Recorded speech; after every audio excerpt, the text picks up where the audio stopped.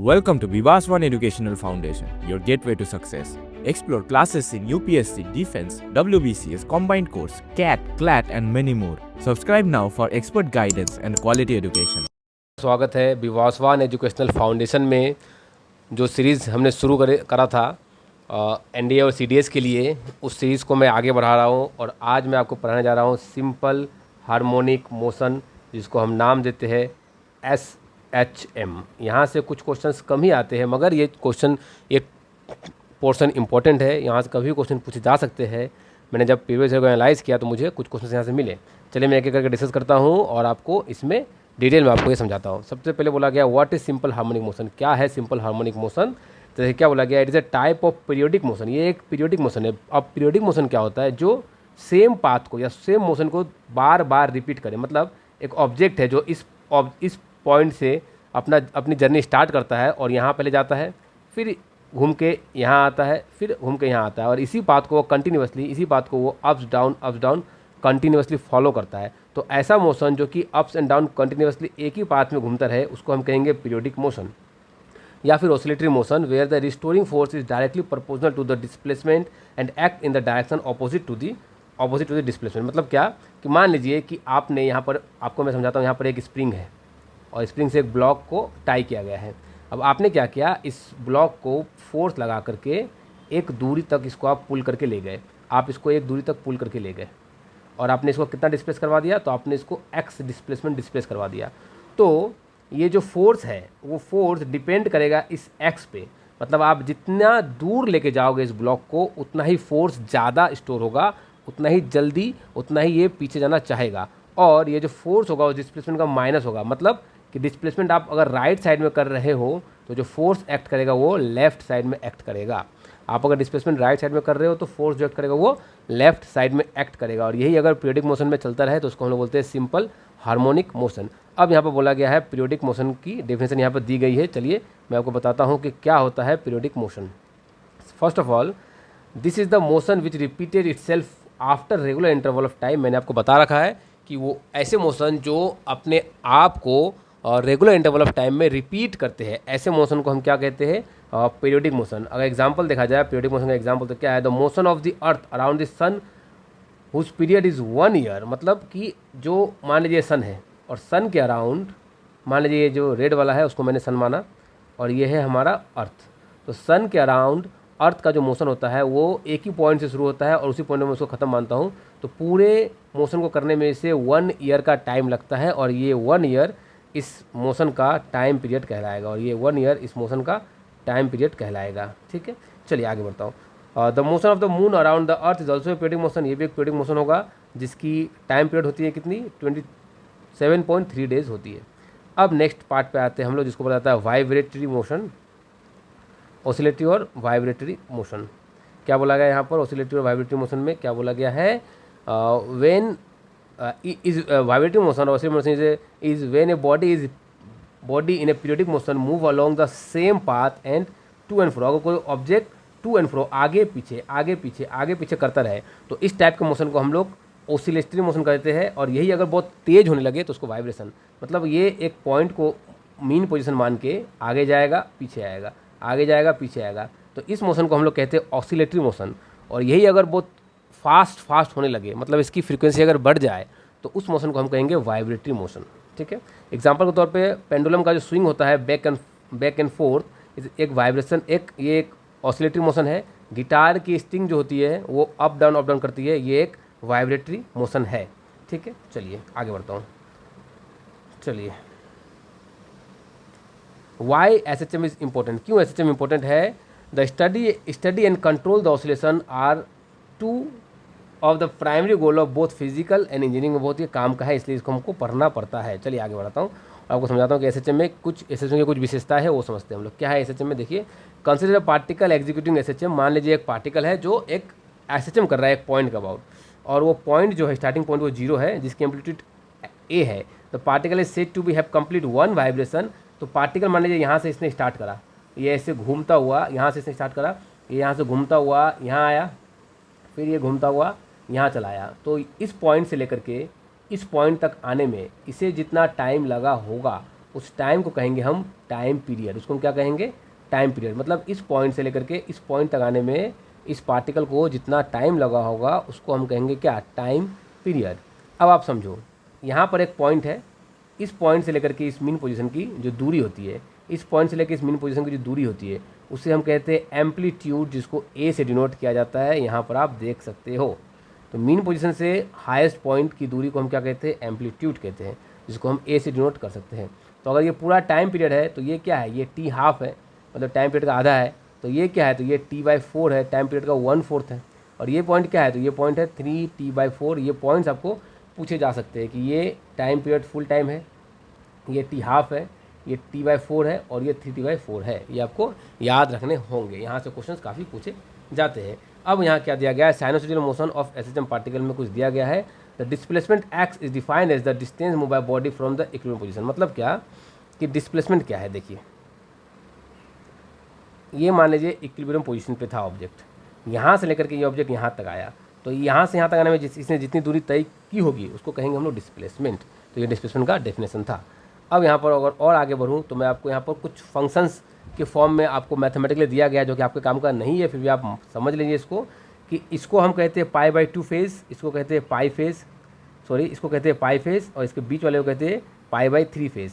तो एक time period को हम क्या कहेंगे? पाई फेज़। इसको क्या कहेंगे? पाई फेज़। इसको क्या कहेंगे?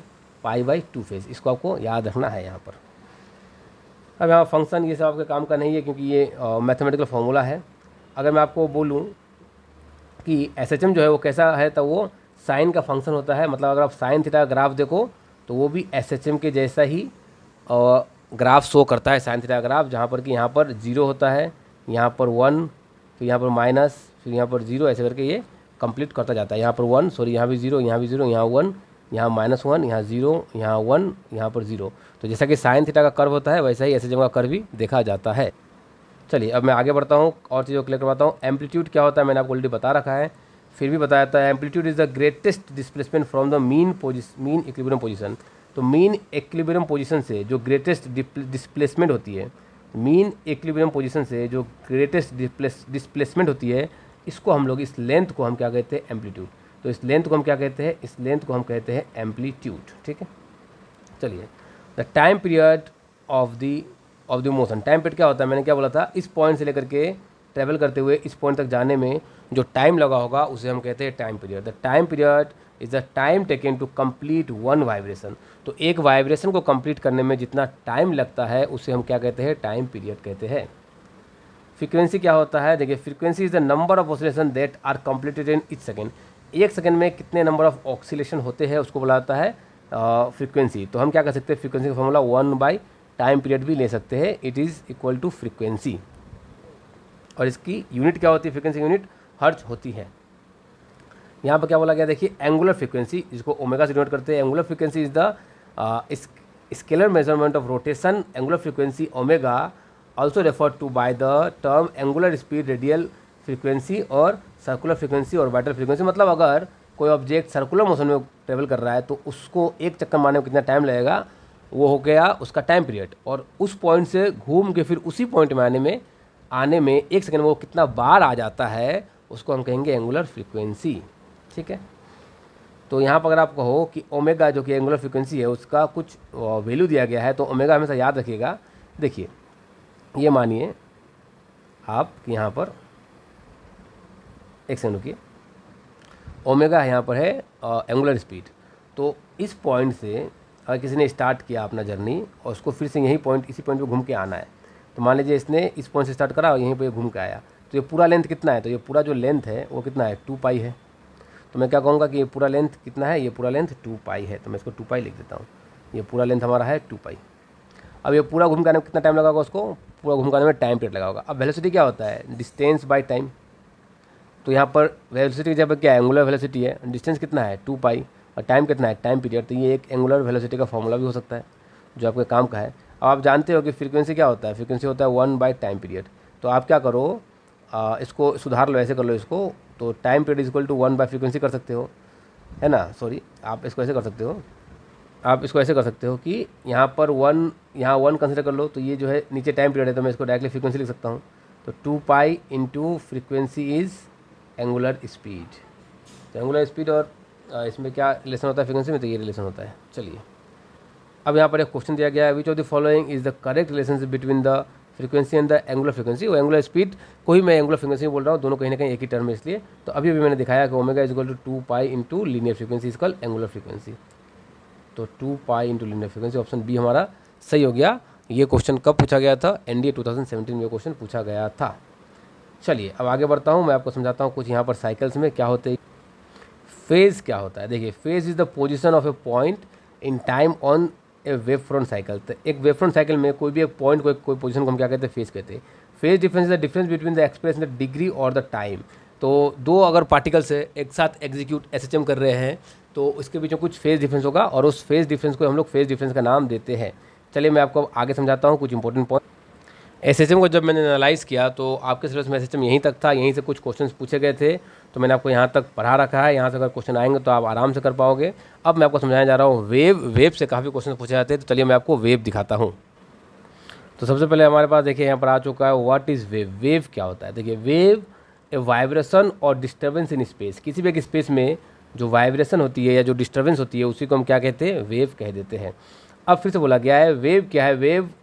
Wave transfer energy without transferring the matter. Wave क्या करता है? एक एनर्जी को ट्रांसफर करता है मगर मैटर को ट्रांसफर नहीं करता है। जैसे कि रेडियो वेव, आप जो रेडियो सुन पाते हो, या फिर माइक्रोवेव, ये सभी क्या है? रेडिएशंस है जहाँ पर एनर्जी की ट्रांसफॉर्मेशन होती है मगर मैटर का ट्रांसफॉर्मेशन नहीं होता है। क्या बोला गया? How are wave classified. Wave को कैसे क्लासीफाई किया जाता है? Wave are classified by what they move through and how particle move through them. तो कैसे पार्टिकल्स उसके द्वारा मूव होते हैं, ऐसे करके वेव को क्लासीफाई किया जाता है। सबसे पहले क्या बोला गया? देखिए, what material do wave move through. क्या मटेरियल के किसके द्वारा वेव किसी चीज़ को पास कर पाते हैं? The medium the substance that wave travel through and need to have the order to move. मतलब इस वेव को ट्रेवल करने के लिए क्या चाहिए? एक मीडियम चाहिए होगा। क्लासिफिकेशन वेव में अगर आप देखोगे तो एक है इलेक्ट्रोमैग्नेटिक वेव और दूसरा है मैकेनिकल वेव। यही हमारे काम का है। तो इलेक्ट्रोमैग्नेटिक वेव को अगर मैं समझाऊँ आपको, तो इलेक्ट्रोमैग्नेटिक वेव को मैं आपको क्या करता हूँ, एक ब्लैंक स्लाइड लेकर के वहाँ समझाता हूँ तो आपको ज़्यादा क्लियरिटी होगी इलेक्ट्रोमैग्नेटिक वेव के लिए। चलिए मैं आपको एक ब्लैंक स्लाइड में इलेक्ट्रोमैग्नेटिक वेव को समझाता हूँ। तो यहाँ सबसे पहले क्या दिया गया है? Electromagnetic wave. अब इलेक्ट्रोमैग्नेटिक वेव में मैं आपको क्या बताता हूँ, यहाँ देखिए कि सबसे पहले आता है रेडियो वेव, फिर माइक्रोवेव, फिर इंफ्रारेड, फिर विजिबल, फिर अल्ट्रावायलेट, फिर एक्स रे, फिर गामा रे, फिर कॉस्मिक रे। तो सबसे पहले मैंने क्या लिखा है? ये मैंने इसको क्या नाम दिया? मैंने इसको नाम दिया रेडियो वेव। इसको क्या नाम दिया? इसको नाम दिया मैंने माइक्रोवेव। ये क्या है? इंफ्रारेड। अब विजिबल में टोटल 7 कलर है जिसको आप विव गियोर का नाम देते हो, VIBGYOR। इस आर का क्या है? आर क्या है? आर है रेड। ओ क्या है? Yellow, sorry O orange, yellow, green, blue, indigo and violet. UV से क्या है? Ultra violet. तो जो वायलेट के बाद होगा वो क्या होगा? Ultra violet. ये क्या है? एक्सरे। ये क्या है? एक्सरे। ये क्या है? Gamma ray. ये क्या है? Cosmic ray. X-ray, gamma ray and cosmic ray. तो ये क्या है? आप देख पाओगे यहाँ पर कि radio wave, microwave, infrared, visible, ultraviolet, X-ray, gamma ray and cosmic ray, these are the electromagnetic wave. अगर आपको मैं समझाऊँ यहाँ पर, तो यहाँ पर एक पॉइंट और समझने वाली बात है कि मैं इस वेव के डायग्राम को ऐसे बनाता हूँ। आप चीज़ों को ध्यान से समझिएगा। आप इसको ध्यान से समझिए कि मैं ऐसे इसको क्यों बना रहा हूँ। देखिए, इसका मतलब एक वेव में क्या होता है? एक वेव में इस पॉइंट को बोलते हैं क्रेस्ट और इस पॉइंट को बोलते हैं ट्रफ्ट। मैं इसको साउंड में आपको डिटेल में पढ़ाऊंगा। तो इस पॉइंट को क्या बोलते हैं? क्रेस्ट, इसको क्रेस्ट। तो एक क्रेस्ट से दूसरे क्रेस्ट की जो दूरी होती है इसको हम लोग कहते हैं वेव लेंथ। क्या कहते हैं? Wave length. ये मैं आपको इस डिटेल में पढ़ाऊँगा। अब ये जो वेव लेंथ है इसको लेमडा से डिनोट करते हैं। तो आप अगर देखोगे तो ये जो वेव लेंथ है ये रेडियो वेव के लिए बहुत ही ज़्यादा है वेव लेंथ। और आप अगर देखो कॉस्मिक रे के लिए तो ये कितना छोटा है। अगर आप इसके लिए देखो विजिबल के लिए तो ये इतना बड़ा है। तो जैसे जैसे आप रेडियो से कॉस्मिक रे की ओर जा रहे हो, आपको क्या मिल रहा है? आपको वेवलेंथ कमता जा रहा है, वेवलेंथ इज़ डिक्रीजिंग, आपको ऐसा फील हो रहा है। तो सबसे ज़्यादा अगर आपसे पूछा जाए कि वेवलेंथ किस वेव की वेवलेंथ सबसे ज़्यादा होती है, तो आप कहोगे रेडियो वेव की वेवलेंथ सबसे ज़्यादा होती है। उससे कम माइक्रोवेव, उसके बाद इंफ्रारेड, उसके बाद विजिबल। विजिबल में भी रेड की वेवलेंथ सबसे ज़्यादा होती है, उसके बाद होती है ऑरेंज, येलो, ग्रीन और वायलेट की वेवलेंथ सबसे कम होती है। उसके बाद आता है ultra violet, X-ray, gamma ray and cosmic ray. अब जो वेवलेंथ है वो इन्वर्सली प्रोपोर्शनल होता है, वेवलेंथ इन्वर्सली प्रोपोर्शनल होता है फ्रीक्वेंसी का। तो अगर रेडियो वेव की वेवलेंथ ज़्यादा है तो इसका जो फ्रीक्वेंसी होगा वो क्या होगा, वो कम होगा। तो मैं अगर पूछूं कि सबसे ज़्यादा फ्रीक्वेंसी किस वेव की, तो आप कहोगे कि चूंकि सबसे कम वेवलेंथ है कॉस्मिक रे का वेवलेंथ सबसे कम है, इसलिए कॉस्मिक रे की फ्रीक्वेंसी सबसे ज़्यादा होगी। तो इस तरह से फ्रीक्वेंसी डिक्रीज करेगा, सॉरी इन फ्रीक्वेंसी क्या करेगा, डिक्रीज करेगा इधर, और इधर जाने पे वेवलेंथ डिक्रीज करेगा। क्या डिक्रीज करेगा, वेवलेंथ। तो मैंने आपको समझा दिया कि वेवलेंथ सबसे ज़्यादा रेडियो वेव की और फ्रीक्वेंसी सबसे कम, और फ्रीक्वेंसी सबसे ज़्यादा कॉस्मिक रे की और वेवलेंथ सबसे कम। तो चलिए मैं इसको आप ऊपर से आपको पढ़ा देता हूँ, तो आपको और ज़्यादा क्लियरिटी हो जाएगी इस टॉपिक के ऊपर। चलिए समझाता हूँ मैं आपको क्या बोला गया यहाँ पर। इलेक्ट्रोमैग्नेटिक वेव को मैंने आपको समझा दिया, इलेक्ट्रोमैग्नेटिक वेव को मैंने आपको समझा दिया। अब हम लोग आगे चलते हैं, चीज़ों को और डिटेल में समझते हैं। इलेक्ट्रोमैग्नेटिक वेव की अगर मैं बातें करूं, wave that can travel through matter और एम्प्टी स्पेस, जो मैटर के थ्रू भी ट्रेवल कर सकते हैं और खाली स्पेस में भी ट्रेवल कर पाते हैं, और where matter is no present, वहाँ भी जो ट्रेवल कर पाते हैं उसको हम क्या बोलते हैं, इलेक्ट्रोमैग्नेटिक वेव। जो कि यहाँ पर दिया गया, देखिए radio wave, microwave, infrared, visible, ultraviolet, X-ray, gamma ray और यहाँ पर कॉस्मिक रे भी होगा। सबसे ज़्यादा वेवलेंथ किसका होता है, रेडियो का। सबसे कम किसका होता है, सबसे कम फ्रीक्वेंसी किसकी होती है, तो सबसे कम फ्रीक्वेंसी होती है रेडियो की। और इसका ठीक उल्टा होगा गामा और कॉस्मिक के लिए। मैंने आपको ये ऑलरेडी डिटेल में पढ़ा रखा है। Two type of electromagnetic wave, sorry अलग अलग टाइप के इलेक्ट्रोमैग्नेटिक वेव होते हैं, radio, micro, infra, visible, ultraviolet, X-ray, gamma ray, cosmic ray. मैंने आपको ये सब पढ़ा रखा है। अब अगर मैं बात करूँ, हमने इलेक्ट्रोमैग्नेटिक वेव को पढ़ लिया, अब बातें करते हैं किसके बारे में, मैकेनिकल वेव के बारे में बातें करते हैं। तो मैकेनिकल वेव को मीडियम चाहिए होगा एक पॉइंट से दूसरे पॉइंट तक ट्रेवल करने के लिए। मैकेनिकल वेव को स्पेशली मीडियम चाहिए होगा, बिना मीडियम के मैकेनिकल वेव एक पॉइंट से दूसरे पॉइंट तक ट्रेवल नहीं कर पाते हैं। Require the particle of the medium to vibrate in order for energy to be transfer, energy को ट्रांसफर करने के लिए। दो टाइप के मैकेनिकल वेव होते हैं, एक होगा मैकेनिकल वेव वाटर में, वाटर भी एक टाइप का मैकेनिकल वेव है। वाटर में जब पत्थर मारते हो तो एक वेव उत्पन्न होता है, वो क्या है, एक मैकेनिकल वेव है। अर्थक्विक, सेस्मिक वेव, साउंड एक मैकेनिकल वेव है। वेव दैट ट्रेवल डाउन ए रोप और स्ट्रिंग, मतलब आप अगर एक रोप को हिलाओ तो रोप एक इस तरह से फॉर्म करके आगे की ओर जाएगा, या फिर आप नीचे फेंको तो भी इसी तरह से जाएगा। तो ये भी एक टाइप का मैकेनिकल वेव का ही एग्जाम्पल है। क्लासिफिकेशन ऑफ वेव में अगर और आगे मैं बातें करूँ तो according to how particle move through them, एक होता है ट्रांसवर्स वेव, एक होता है लॉन्गिट्यूडनल वेव। मतलब अगर ये पार्टिकल है, एयर में ये चारों तरफ पार्टिकल है, तो ये पार्टिकल कैसे ट्रेवल कर रहे हैं, कैसे मूव कर रहे हैं, इसके ऊपर वेव दो टाइप के होते हैं। इसके ऊपर वेव कितने टाइप के होते हैं, दो टाइप के। एक होता है ट्रांसवर्स वेव, दूसरा होता है लॉन्गिट्यूडनल वेव। अब ट्रांसवर्स वेव क्या होता है मैं आपको वो समझाता हूँ। Particle move perpendicular to the motion of the wave. अगर particle motion of the wave के परपेंडिकुलर जाएगा, जैसे देखिए आप, यहाँ एक पार्टिकल है, यहाँ एक पार्टिकल है, यहाँ एक पार्टिकल है, यहाँ एक पार्टिकल है, ये सब पॉइंट पे क्या है, पार्टिकल्स हैं। और ये क्या है, ये वेव के मोशन का डायरेक्शन है, ये वेव के मोशन का डायरेक्शन है। तो आप अगर पार्टिकल के साथ वेव के मोशन के डायरेक्शन का एक एंगल बनाओ यहाँ पर, अगर आप यहाँ पर एक एंगल बनाओ तो आप पाओगे क्या कि पार्टिकल के साथ वेव के मोशन के डायरेक्शन का एक एंगल बनाओ तो आप पाओगे कि यहाँ पर 90 डिग्री का एंगल बन रहा है। तो यहाँ हम कह सकते हैं कि पार्टिकल के साथ वेव मोशन के डायरेक्शन का कैसा रिश्ता होता है, परपेंडिकुलर होता है। तो ऐसे वेव को जो परपेंडिकुलर होते हैं पार्टिकल के साथ, उसको हम क्या कहते हैं, उसको हम कहते हैं ट्रांसवर्स वेव। तो ये ट्रांसवर्स वेव का एग्जांपल है, जिसमें से इस पॉइंट को हम कहते हैं क्रेस्ट, इस पॉइंट को कहते हैं ट्रफ्ट। ये रहा ट्रफ्ट, ये रहा क्रेस्ट, यहाँ पर लिखा हुआ है। एक क्रेस्ट से दूसरे क्रेस्ट की दूरी को कहते हैं वेवलेंथ। एक ट्रफ्ट से, यहाँ पर दूसरा ट्रफ्ट होता तो एक ट्रफ्ट से दूसरे ट्रफ्ट की दूरी को कहते हैं वेवलेंथ। इस पॉइंट से हाईएस्ट पार्टिकल के पॉइंट, मतलब जहाँ से वेव शुरू हो रहा है वहाँ से हाईएस्ट पॉइंट को हम क्या कहते हैं, एम्पलीट्यूड। और पूरे एक साइकिल लगाने में, एक साइकिल किसी एक पार्टिकल को इस पॉइंट से इस पॉइंट तक आने में जो टाइम लगता है उसे हम कहते हैं टाइम पीरियड। ये सब मैंने आपको ऑलरेडी बता रखा है। अब अगर हम बातें करें वेवलेंथ, वेवलेंथ क्या होती है, the distance from the crest to crest. एक क्रेस्ट से दूसरे क्रेस्ट की जो दूरी होती है उसे हम वेवलेंथ कहते हैं। मैंने आपको ऑलरेडी बोल दिया है। आप क्रेस्ट टू क्रेस्ट लो या फिर आप ट्रफ्ट टू ट्रफ्ट लो, दोनों को ही हम क्या कहते हैं, दोनों को ही हम वेवलेंथ कहते हैं। इसको एक्सप्रेस किया जाता है मीटर में, चूँकि वेवलेंथ तो एक लेंथ है ना, ये तो एक लंबाई है, तो लंबाई की यूनिट क्या होगी, लंबाई की यूनिट हमेशा याद रखिएगा कि लंबाई है तो लंबाई की यूनिट हमेशा फिक्स होती है, that is SI unit of length, SI unit of length is metre. लंबाई की यूनिट क्या होती है, मीटर होती है। इसको कैसे डिनोट करते हैं, इसको m से डिनोट करते हैं। अगर हम बातें करें एम्पलीट्यूड, एम्पलीट्यूड क्या होता है, the distance from the crest और ट्रफ्ट फ्रॉम द मिड पॉइंट। आप एक मिड पॉइंट से क्रेस्ट का डिस्टेंस ले लो, या फिर आप मिड पॉइंट से, या फिर आप मिड पॉइंट से ट्रफ्ट का डिस्टेंस ले लो, इन दोनों ही डिस्टेंस को हम क्या कहते हैं, एम्पलीट्यूड कहते हैं, एम्पलीट्यूड कहते हैं। अब हमने ट्रांसवर्स वेव पढ़ लिया, अब हम पढ़ेंगे लॉन्गिट्यूडनल वेव। इसमें क्या होता है, particle move parallel to the motion of wave. अगर वेव का मोशन इस डायरेक्शन में है तो पार्टिकल का मोशन भी इसी डायरेक्शन में होगा, दोनों आपस में पैरेलल होंगे, ये यहाँ पर बोलना चाह रहे हैं।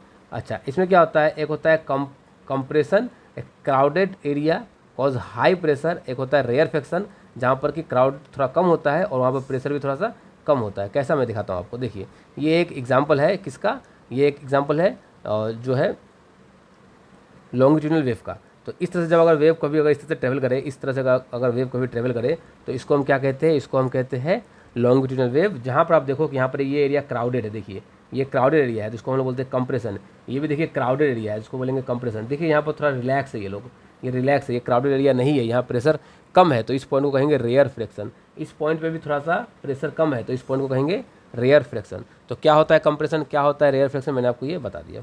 अब अगर हम बातें करें ट्रांसवर्स एंड लॉन्गिट्यूडनल वेव के बारे में, तो यहाँ पर जो पार्टिकल्स है, ये जो पार्टिकल्स है, ये पार्टिकल्स यहाँ दिखाया जाए, देखिए ये जो वेव है, ये कैसा वेव है, तो आप बोलोगे ये तो क्रेस्ट और ट्रफ्ट दिख रहा है मुझे, एम्पलीट्यूड दिख रहा है, तो ये आप बोलोगे ट्रांसवर्स वेव है।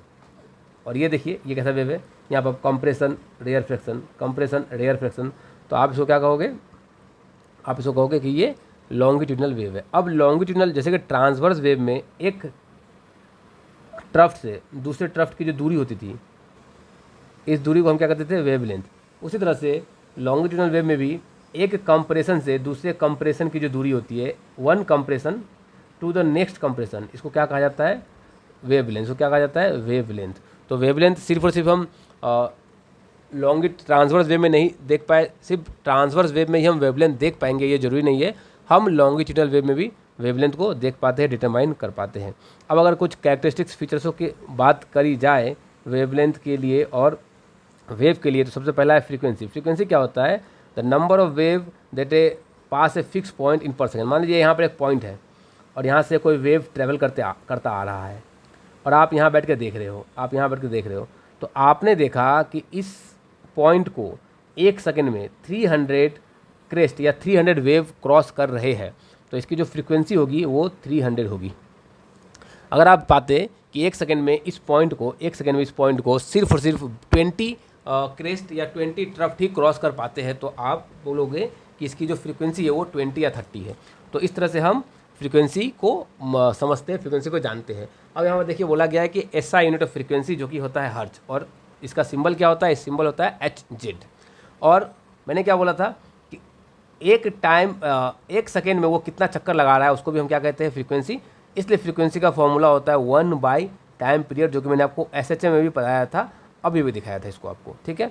अच्छा, वेव और कैरेक्टरिस्टिक्स। अब आते हैं टाइम पीरियड में। टाइम पीरियड किसे बुलाता है, the time it takes to take a wave to travel a distance equal in the wavelength. मतलब कि उसको पूरा एक वेवलेंथ के पूरा फुल ट्रेवल करने में, फुल साइकिल कंप्लीट करने में जो टाइम लगेगा उसको हम कहेंगे टाइम पीरियड, जो कि 1 फ्रीक्वेंसी होता है।